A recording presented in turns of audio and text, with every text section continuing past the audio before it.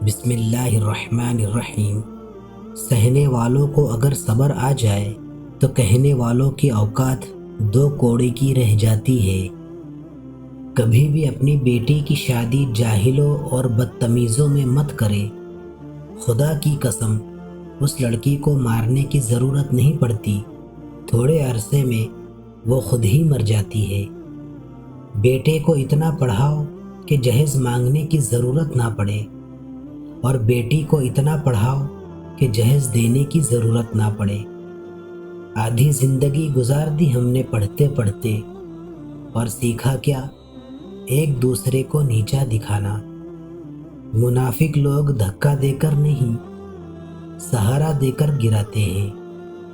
دنیا میں بولی جانے والی تمام زبانوں میں سب سے میٹھی زبان مطلب کی ہوتی ہے۔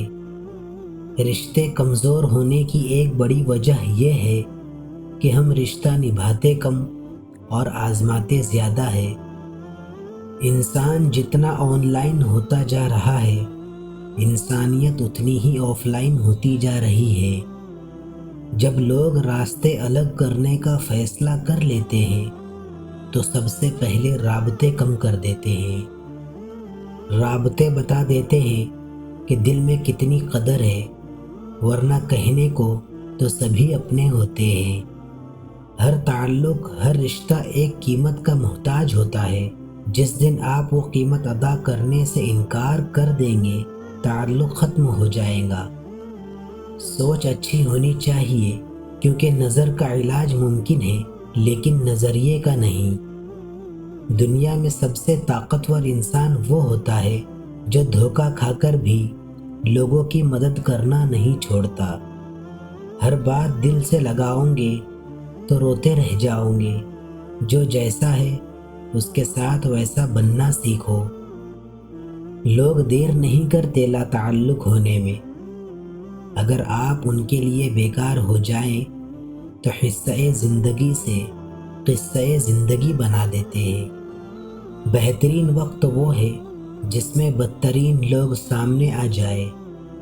بعض اوقات شر اصل میں خیر اور خیر اصل میں شر ہوتا ہے۔ ہمارے اسلاف کی داستانیں بچوں کو سلانے کے لیے نہیں بلکہ مردوں کو جگانے کے لیے سنائی جاتی ہے۔ عورت کا کردار اتنا مضبوط ہونا چاہیے کہ مرد کو اس تک پہنچنے کے لیے اللہ تعالیٰ سے رابطہ کرنا پڑے۔ ساری کائنات بھی اگر تمہارے خلاف اٹھ کھڑی ہو، لیکن تمہیں یہ یقین ہونا چاہیے کہ اللہ تمہارے ساتھ ہے۔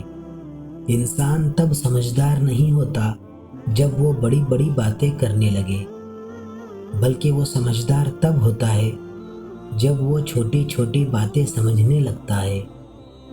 رسول اللہ صلی اللہ علیہ وسلم نے فرمایا، جب بندہ جھوٹ بولتا ہے تو اس سے اس قدر بدبو اٹھتی ہے کہ فرشتہ اس سے 1 میل کے فاصلے تک ہٹ جاتا ہے۔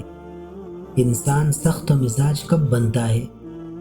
جب بہت سارے لوگ اس کی نرمی کا غلط فائدہ اٹھا چکے ہوتے ہیں۔ ایک دن میں نے اپنی ماں سے پوچھا، جن کی ماں نہیں ہوتی ان کے لیے دعا کون کرتا ہے؟